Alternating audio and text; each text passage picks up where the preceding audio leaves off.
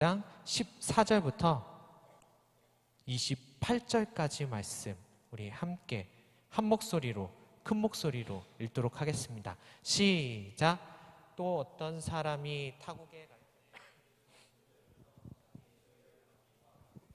각각 그 재능대로 한 사람에게는 금 5달란트를, 한 사람에게는 2달란트를, 한 사람에게는 1달란트를 주고 떠났더니 5달란트 받은 자는 바로 가서 그것으로 장사하여 또 5달란트를 남기고 2달란트 받은 자도 그같이 하여 또 2달란트를 남겼을 때 1달란트 받은 자는 가서 땅에 파고 돈을 감추어 두었더니 오랜 후에 그 종들의 주인이 돌아와 그들과 결산할세 5달란트 받았던 자는 5달란트 더 가지고 와서 이르되 주인이여 내게 5달란트를 주셨는데 보소서 내가 또 5달란트를 남겼나이다. 그 주인이 이르되 잘하였도다 착하고 충성된 종아 내가 적은 일에 충성하였음에 내가 많은 것을 내게 맡기리니 내 주인의 즐거움에 참여할지어다 하고 2달란트 받았던 자도 이와 주인이여 내게 2달란트를 주셨는데 보소서 내가 또 2달란트를 남겼나이다. 주인이 이르되 잘하였도다 착하고 충성된 종아 내가 작은 일에 충성하였음에 내가 많은 것을 내게 맡기리니 내 주인의 즐거움에 참여할지어다 하고 1달란트 받았던 자는 와서 이르되 주인이여 당신은 굳은 사람이라 심지 않은 데서 거두고 해치지 않은 데서 모으는 줄을 내가 알았으므로 두려워하여 나가서 당신의 달란트를 땅에 감추어 두었나이다. 보소서 당신의 것을 가지셨나이다.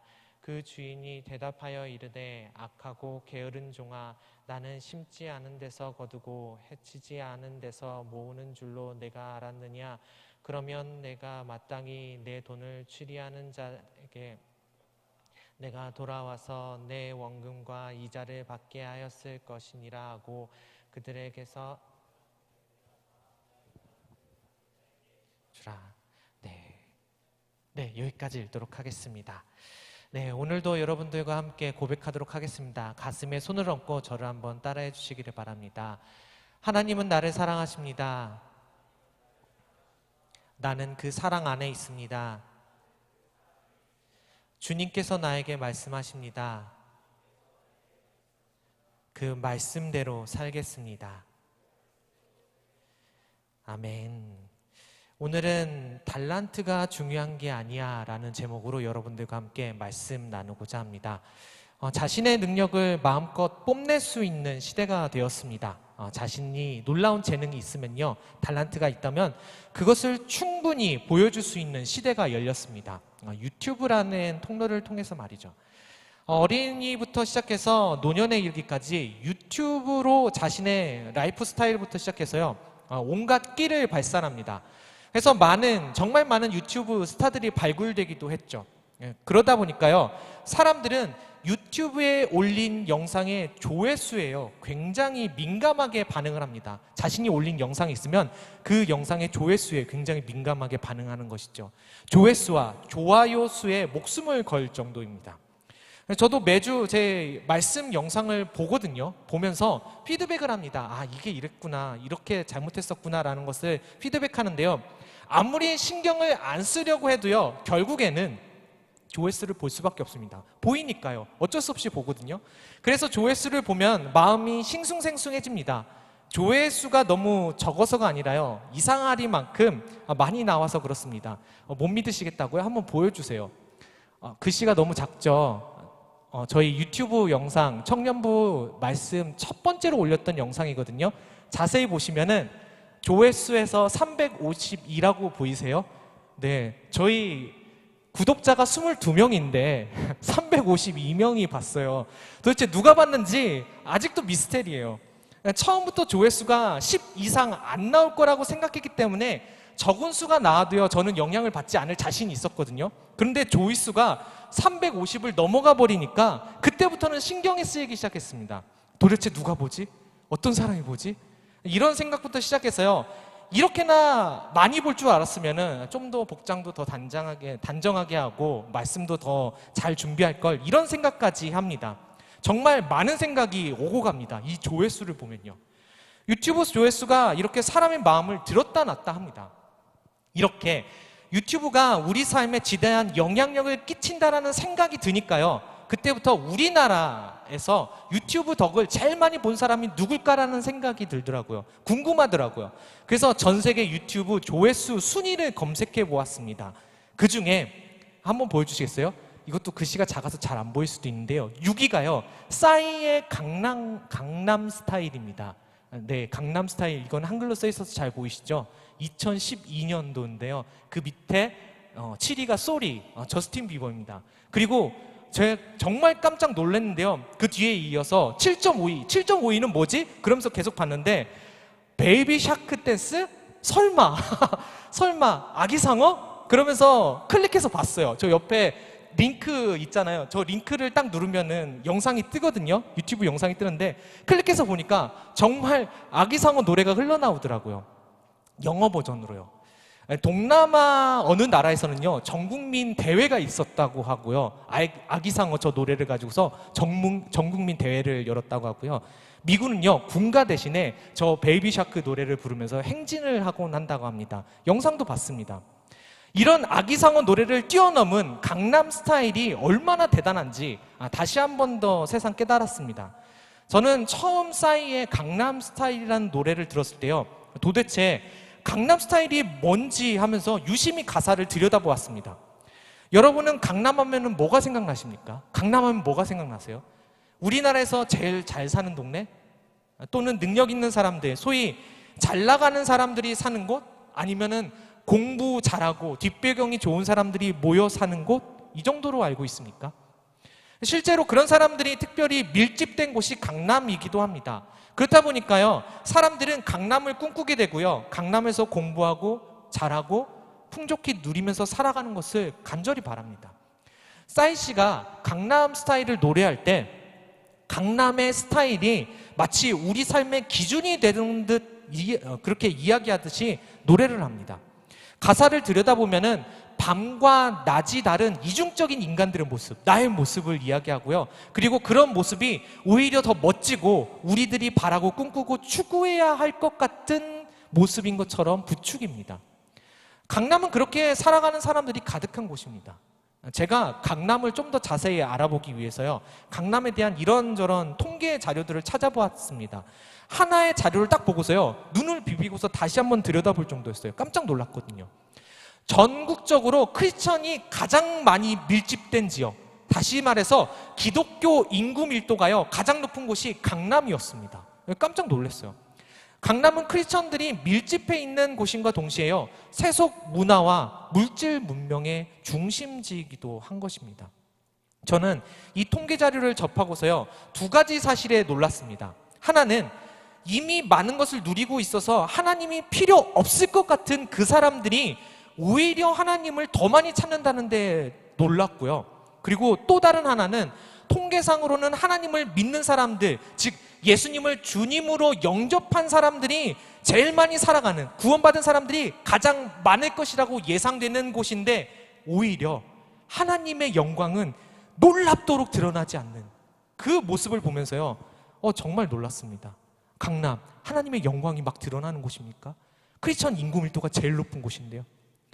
그럴 수밖에 없는 이유를요, 저는 싸이의 노래 가사에서 찾았습니다. 낮에 사는 나와 밤에 사는 내가 완전히 다릅니다. 반전 있는 삶입니다. 교회 안에서의 나와 교회 밖에서의 내가요, 완전히 다른 이중적인 모습이 있다라는 말입니다. 낮에 예수님을 믿는 나의 모습과 완전히 대비되는 밤의 모습이 강남에 있고요.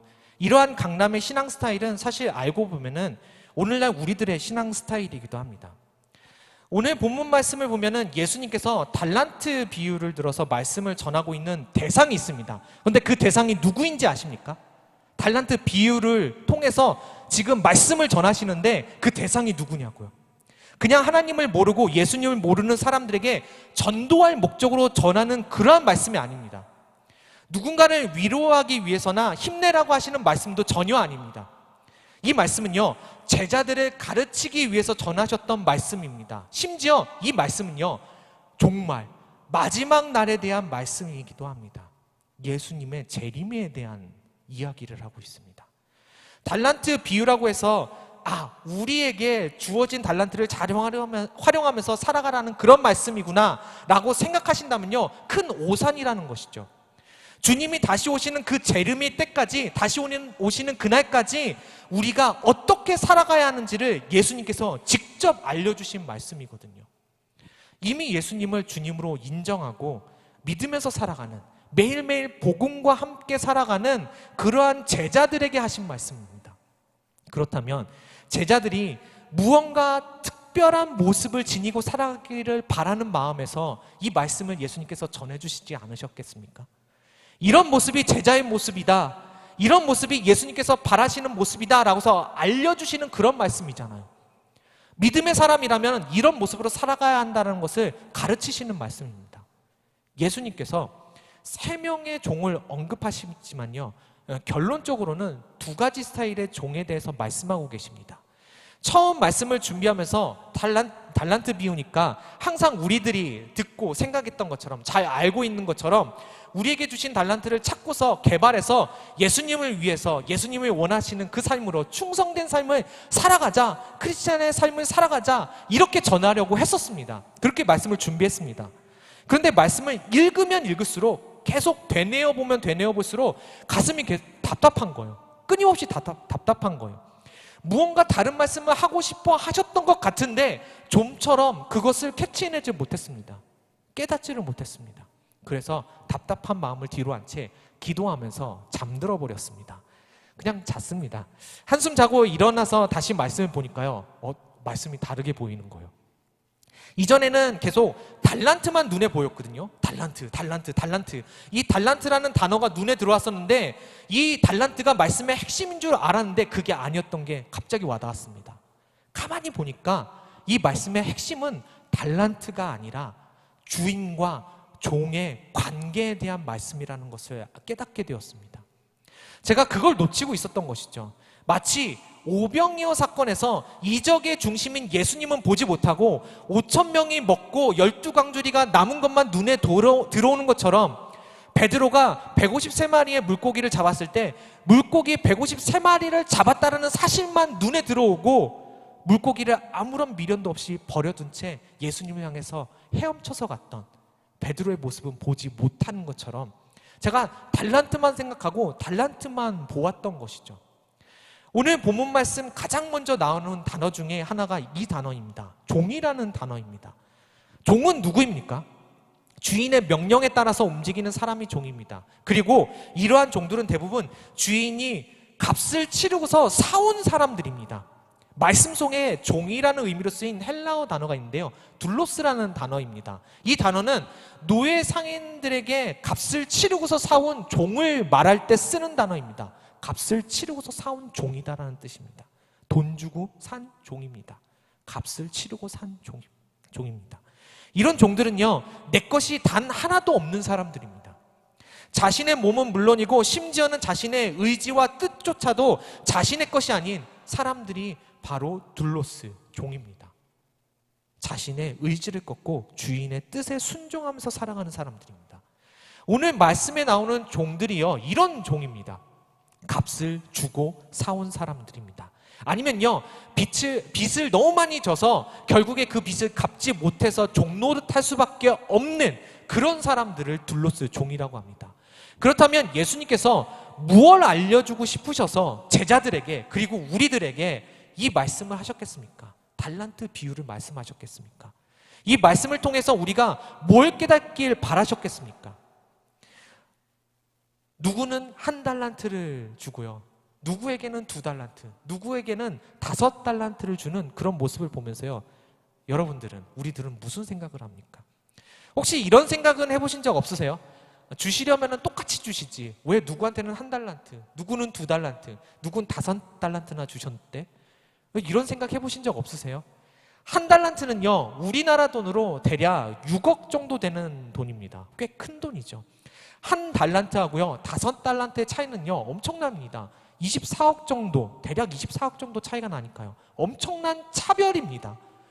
다행히 말씀을 보면은 왜 주인이 준 달란트의 양이 다른지 분명하게 나와 있습니다. 15절 말씀입니다. 우리말 성경으로 제가 준비했거든요. 다 같이 한 목소리로, 큰 목소리로 읽겠습니다. 시작.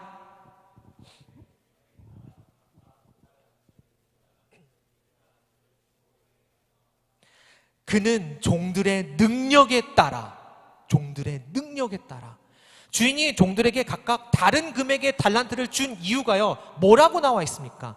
그들의 능력의 차이가 있기 때문에 다르게 주었다라는 말입니다. 그들이 지닌 지식이나 아니면 업무 처리 능력의 차이가 있어서 체력이나 부릴 수 있는 사람의 수와 기본적인 소양에 따라서 그것이 차이가 있으니까 다르게 달란트를 주었다라는 그러한 말씀입니다. 한 달란트만큼의 일을 추진할 수 있는 역량이 있는 사람에게는 한 달란트를 줬고요, 5달란트만큼의 일을 추진할 수 있는 사람에게는 5달란트를 주셨다라는 거죠. 많은 사람들이 이 부분에서 불공평하다라고 그렇게 생각을 합니다. 누구는 많은 달란트를 주고 나에게는 조금 주셨다라는 그런 생각, 그러면서 억울하다라는 생각을 하게 됩니다.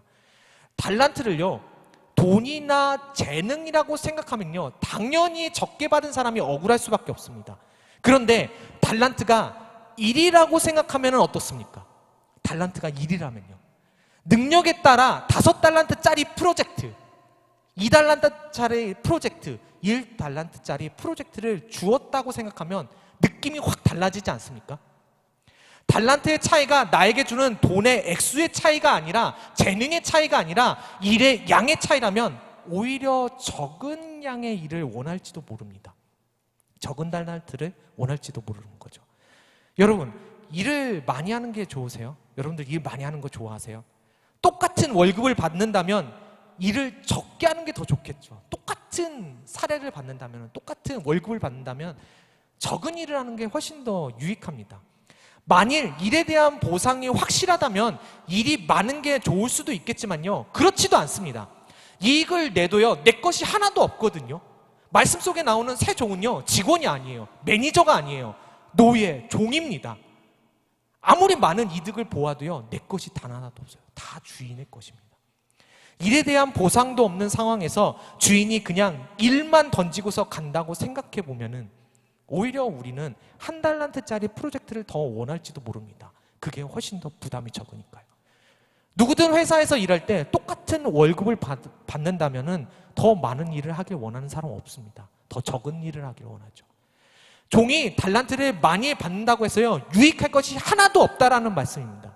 오히려 많으면 많을수록 부담만 커질 뿐입니다. 내가 한 일에 대한 보상도 없습니다. 주인의 반응도요, 역시 마찬가지인데요. 실제로 주인이 돌아왔을 때 결산을 한다고 말씀하고 있지 않습니까? 이 결산을 할 때 5달란트 받은 종은 5달란트의 수익을, 2달란트 받았던 종은 2달란트의 수익을 냈지만 둘이 받았던 칭찬은요, 둘이 받았던 그러한 응답은요, 원어상으로 토시 하나도 틀리지 않습니다. 똑같이 대답해 줍니다. 똑같이 칭찬을 합니다. 그 말씀이 21절과 23절 말씀입니다. 다 같이 함께 읽겠습니다. 시작. 잘하였도다 착하고 충성된 종아, 내가 적은 일에 충성하였음에 내가 많은 것을 내게 맡기리니 내 주인의 즐거움에 참여할지어다 하고.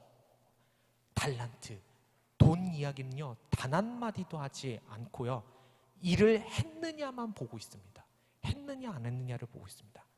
일을 잘해놨더니 포상을 주는 것이 아니라 오히려 더 많은 일을 맡기겠다고 합니다. 제 이 말씀 보면서요, 제 일도 아닌데 뒷골이 막 땡기더라고요. 일을 정말 잘해놨는데 일을 더 줘? 끊임없이 부어줘? 게다가 5달란트나 벌어들인 종은요, 얼마나 서운했겠습니까? 2달란트 번 종과 똑같은 칭찬을 받았으니까요. 수익의 차이로 보면요, 2달란트 12억쯤 되는 거잖아요. 12억쯤 벌어들인 종보다 5달란트 30억을 벌어들인 종이 더 많은 칭찬을 받아야 하는 것 아닙니까? 당연하지 않습니까? 그런데 똑같은 칭찬을 받습니다. 그리고 5달란트 받은 종과 2달란트 받은 종에게 하신 말씀을 보면요, 그 말을 보면은 똑같은 이런 대목이 나옵니다. 방금 전 말씀 다시 한번 보여주시겠어요? 내가 적은 일에 충성하였음에, 내가 적은 일에 충성하였음에. 12억이나 30억 벌어들인 일이 적은 일입니까? 정말 적은 일이에요. 그런데 주인에게는요, 12억이나 30억을 벌어들인 일이 별거 아닌 것처럼 얘기를 합니다. 12억이든 30억이든 아무리 큰 돈을 벌어들인 일을 했어도 다 적은 일 취급을 합니다. 결국 이것이죠. 주인은 달란트의 양에 관심이 없었습니다. 오직 종의 반응과 종의 마음에 더 관심이 있었습니다. 얼마나 큰 일을 했느냐에 관심이 없었습니다. 오직 종의 응답, 종의 반응과 종의 마음에 더 관심이 있었습니다. 주인은 종들이 감당할 수 있는 양만큼 능력에 따라서 달란트를 주고 떠났습니다. 그리고 그 수익에 상관없이 일에 대한 성과가 있는 두 종에게는 똑같은 칭찬을 내렸습니다. 수익에 상관없이 충성했느냐 안 했느냐를 보고 종들이 살아온 날들을 보고 그것에 대해 평가를 합니다. 이게 무엇을 의미하냐면요, 우리가 예수님의 핏값 주고 산 주님의 종들인데, 우리가 그런 종들인데, 예수님의 십자가 보혈로 우리의 죄값을 치르시고 구원하셨는데, 그래서 우린 주님의 종인데, 그렇다면 우리는 예수님의 종으로서 어떻게 살아가야 하느냐를 알려주고 싶으신 말씀입니다. 달란트 비유는요, 너희들에게 모두 다 달란트가 있어, 그거 잘 활용해서 살아, 이걸 얘기하시고자 하는 게 아니에요. 우리가 주님의 종인데 어떻게, 어떤 마음으로 살아가야 하느냐를, 그걸 말씀하고 싶어 하시는 거죠. 예수님께서는 달란트 비유를 통해서 우리들이 이것을 깨닫기 원하셨습니다. 우리들이 예수님께서 값을 치르고 얻은 종임을 알기를 원했습니다.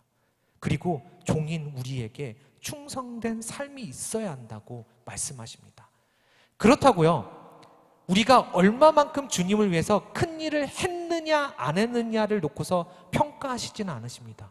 앞에서도 말씀드렸죠. 얼마나 많이 벌었느냐, 큰 일을 했느냐 가서 평가하지 않습니다. 다만 구원받은 사람으로서 종된 삶을 살아갔느냐를 보십니다. 주인에게 있어서 평가 기준은 금액이 아니라, 얼마나 큰 일, 얼마나 많은 일을 했느냐가 아니라, 자신이 누구인지 분명히 알고 종된 의식을 가지고서 종으로서 주인을 위해 마땅히 할 일을 했는가로 평가합니다. 그리고 그 모습을 놓고서 칭찬을 합니다. 그렇다면 5달란트와 2달란트 받은 자는 어떤 식으로 종의 모습으로서 나아갔습니까? 종으로서 해야 할 마땅한 일을 행했습니까? 20절 말씀을 보면 이렇게 말씀하고 있습니다. 5달란트 받았던 자는 5달란트를 더 가지고 와서 이르되, 주인이여 내게 5달란트를 주셨는데 보소서 내가 또 5달란트를 남겼나이다. 22절 한번 보겠습니다. 2달란트 받았던 자도 와서 이르되, 주인이여 내게 2달란트를 주셨는데 보소서 내가 또 2달란트를 남겼나이다. 이 두 종은 분명 상대방을 주인이라고 칭하고 있습니다. 주인이라고 칭하면서요, 자신이 종임을 드러냅니다. 그리고 내게 무엇을 주셨는데 라고서 말하면서요, 내가 가진 모든 것이 다 주인의 것이라고 이야기를 합니다. 주인의 것이라고 밝힙니다. 주인이 주셨기 때문에 내가 할 수 있었습니다.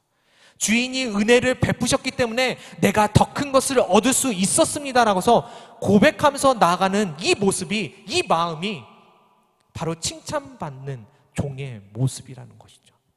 그렇다면 우리에게는 이러한 적은 일에 충성된 모습이 있습니까? 이런 마음이 있습니까? 주님을 위한 삶이 있습니까? 주님께서 주신 것을 내가 받았습니다. 제 것은 하나도 없습니다. 이제 내가 누구인지 압니다. 저는 주님의 종입니다. 그렇기 때문에 주를 위해서 살겠습니다. 이런 고백이 우리들의 삶에 있느냐는 말입니다. 우리는 핏값 주고 우리를 구원하신 예수님에 대해서는요, 감격해합니다. 정말 쉽게 감격해합니다. 그 구원자이심을 고백합니다. 그렇게 고백합니다. 그런데 주님을 향한 믿음이 있는데, 그렇게 고백을 하는데, 감격해하는데, 예수님을 향한 믿음이 있는데 예수님이 주인 되신 삶으로 이어지지는 않는 것이죠. 예수님을 향한 믿음은 있는데 예수님이 주인 되신 삶으로 이어지지가 않습니다. 낮에는 따사로운 사람이었다가 밤에는 세상에서 놀 줄 아는 그러한 강남 스타일처럼 교회에서는 그럴싸한 크리스천이었다가 세상으로 나가기만 하면은 세상 사람들과 구분이 되지 않는 정말 반전이 있는 그런 우리들의 모습이지 않습니까? 우리의 모습을 한번 보십시오. 우리 모습을 한번 되뇌어 보세요. 들여다보세요. 예수 믿기와 예수 따르기가 분리된 삶을 살아가고 있습니다. 예수님이 주인이심을 입술로 고백은 하지만 주인 되시는 예수님을 위한 삶으로 이어지지가 않습니다. 저 문 밖으로 나가기만 하면요. 한 달란트 받은 종의 모습이요, 딱 그랬습니다. 한 달란트 받은 사람도 주인을요, 주인이여 라고서 칭합니다. 입술로 그렇게 고백합니다. 주인을 위한 삶으로는 그런데 나가질 않아요. 그 삶으로 살아가질 않습니다. 입술의 고백과 삶이 이어지지가 않습니다. 한 달란트를 땅속에 감추어둔 채 주인을 위한 삶으로 살아가질 않습니다. 받은 은혜를 묻어둔 채 주인을 위해서 살아가질 않습니다. 예수 믿기와 예수 따르기가 분리된 삶을 살아갔던 것이죠. 심지어 한 달란트 받은 종은요, 주인을 이렇게까지 오해하고 있습니다. 24절 말씀입니다. 다 같이 함께 읽겠습니다. 시작.